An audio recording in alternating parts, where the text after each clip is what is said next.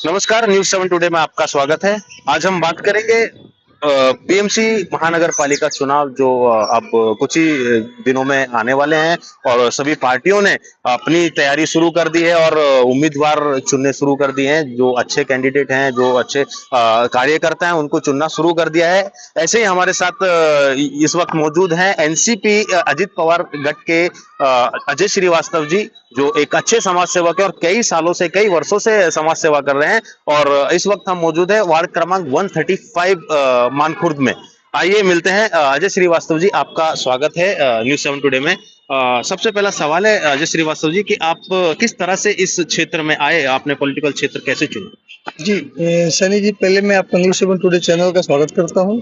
आपने अपना वक्त निकाला। देखिए, मैं पहले तो 135 का प्रेसिडेंट हूँ। अभी मेरे वरिष्ठ नेताओं ने चर्चा करने के बाद में इस बार हमारा डिस्कशन हुआ तो उन्होंने मेरे ऊपर जिम्मेदारी दिया। आगामी नगर पालिका का मैं उम्मीदवार हूँ यहाँ से। अगर जनता ने सब कुछ ठीक ठाक रहा और जनता ने साथ दिया तो मैं चुन के आने के बाद नगर सेवक का जो एक लिमिटेशंस रहता है, मैं भी कोई अलग से काम नहीं करने वाला। जो लोगों ने है, बस एक साफ सुथरा माहौल है तो लोगों के बीच में मैं जाऊंगा, वोट की अपील करूंगा। मैं भी चुन के अगर आया तो इतना है कि कभी भी जनता को किसी भी चीज से मायूस नहीं होना पड़ेगा। मैं उनके हक के लिए जहां तक हो सके मैं वो लड़ाई लूंगा।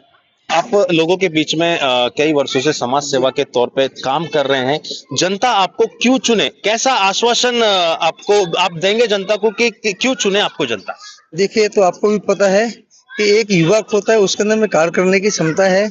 अगर जनता, इसके पहले भी उन्होंने मुझे देखा, मैं कोई नया चेहरा नहीं हूँ जो अचानक से कहीं बाहर से आया। मैं स्थानीय हूँ, यही इन्हीं के पास में पला बड़ा, इन लोगों के साथ में रहता हूँ। और उन्होंने हमेशा देखा, जब भी कोई सवाल हुआ और मेरे लायक कुछ भी काम आया, मैं हमेशा उनके लिए, हमेशा मैंने लड़ाई लड़ा है।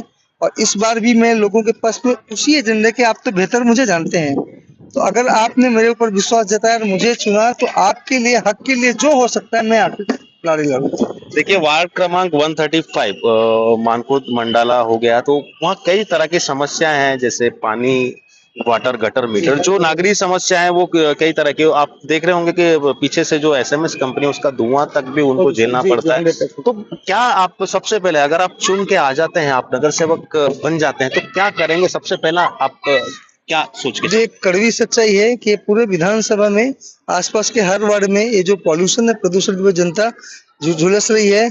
और हमेशा लोगों ने आश्वासन दिया, अब हटेगा, अब हटेगा, मैं भी सुन रहा हूँ।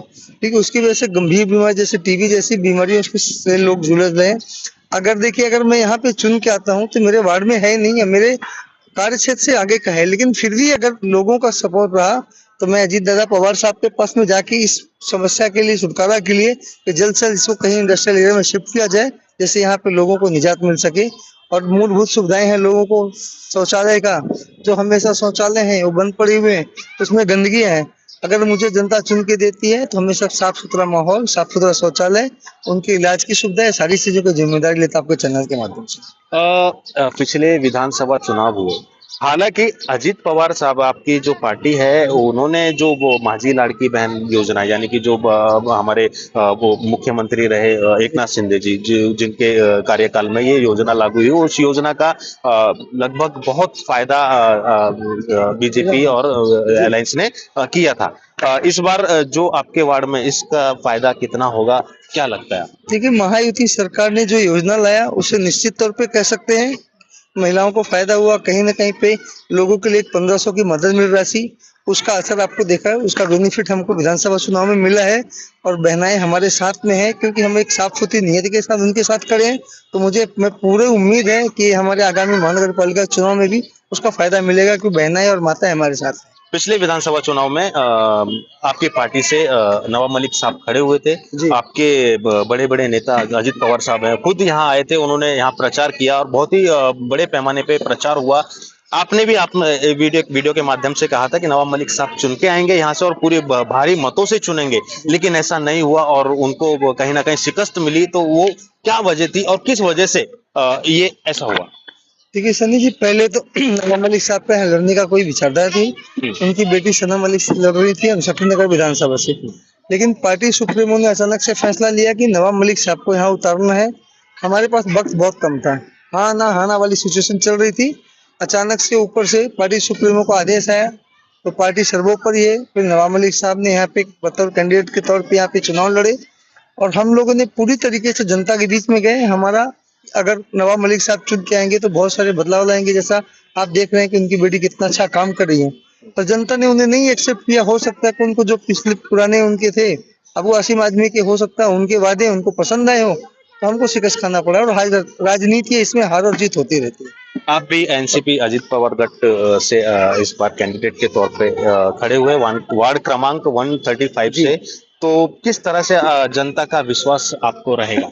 ये आप भी देख रहे हैं, शायद हो सकता है कि उन्हीं गलतियों को सुधार रहे हैं, क्योंकि उस वक्त नहीं था और आज हमारे पास बहुत वक्त है। इसी वजह से वो 3 महीने पहले हमको मैदान में उतार दिया। मैं लोगों के पास में जा रहा हूँ, हमारे क्या विचार हैं, उनके विचार है, हमारी बॉन्डिंग क्या है। लोग अपने अपने वहाँ पे लोग बड़े बड़े आश्वासन देंगे, मैं साहब एकदम घोर गरीब आदमी हूँ। मैं जनता के बीच में जा रहा हूँ, उनसे हाथ जोड़ रहा हूँ कि आप मुझे भी मत दीजिए। अगर आपको लगता है कि मैं आपके उसमें पैमाने में नहीं हूँ तो आप मुझे भी वोट मत दीजिए, लेकिन आपका वोट कीमती है। किसी ऐसे को मत दीजिए जिसे आपको 5 साल पछताना पड़े। वोट देने के पहले आप उसके बारे में, उसकी क्या उसका क्या बैकग्राउंड है, ये सारी जांचने के बाद ही चुने, क्योंकि ये जिस एरिया में मैं हूँ उस एरिया में मैं रहता हूँ। मैं बिल्कुल भी नहीं चाहूंगा कि किसी गलत आदमी की वजह से हमारे बाढ़ के आगे लोगों को रोना पड़े, हमको यहाँ वहाँ भटकना पड़े हमारी मूलभूत सुविधाओं के लिए। इस वजह से अभी उन्होंने वक्त से पहले उतारा, तो शायद हो सकता है कि हम प्रायश्चित कर सके और उसका बदला हम अभी ले सके और अच्छे वोटर्स चुन के आए। तो ये हमारे साथ वार्ड क्रमांक 135 135 के भावी नगर सेवक कह सकते हैं, जिन्होंने यहाँ कई सालों से सेवा की है, लोगों के साथ मिलजुल के रहे हैं। तो क्या जनता इस पर विश्वास दिखाएगी और इनको किस तरह से अमल में लाती है, जो इन्होंने अभी वादे किए हैं, जो करेंगे वादे और जो जनता के लिए काम करेंगे, वो कैसा रहेगा, वो देखने का विषय होगा। और हम आपसे मिलेंगे एक नए मेहमान के साथ। तब तक के लिए नमस्कार।